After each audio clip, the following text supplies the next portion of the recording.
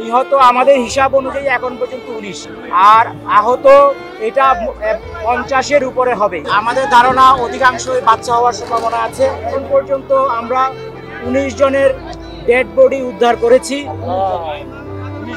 এবং তারা বিভিন্ন হাসপাতালে আছে। এগুলি হিসাবটা চলমান আছে, যেহেতু দ্রুত উদ্ধার করে পাঠানো হয়েছে।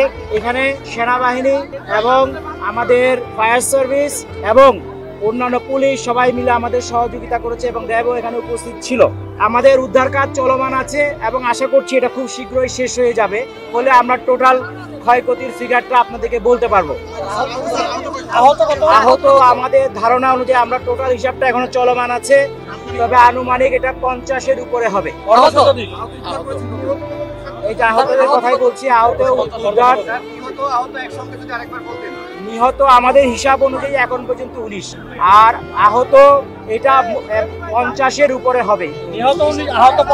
50-এর উপরে হবে। এটা ফাইনাল ফিগারটা আমরা যখন চূড়ান্তভাবে বিভিন্ন জায়গায় আমরা খোঁজ খবর করছি তখন আমরা এটা বলতে পারবো।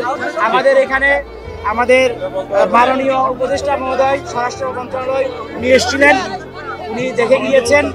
এই ছিল আজকে এখন পর্যন্ত আপনাদেরকে দেওয়ার মতো সংবাদ। এটা একটি দুঃখজনক ঘটনা।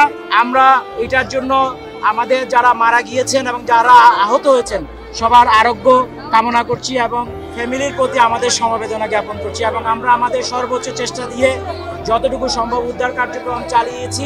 সবাই মিলে সহযোগিতা করেছে, ভলান্টিয়াররা সহযোগিতা করেছে, স্থানীয় স্কুল কলেজ প্রশাসন সহযোগিতা করছে। সবার মাধ্যমে আমরা কাজটা মোটামুটি শেষ পর্যায়ে নিয়ে এসেছি। আমাদের ধারণা অধিকাংশই বাচ্চা হওয়ার সম্ভাবনা আছে।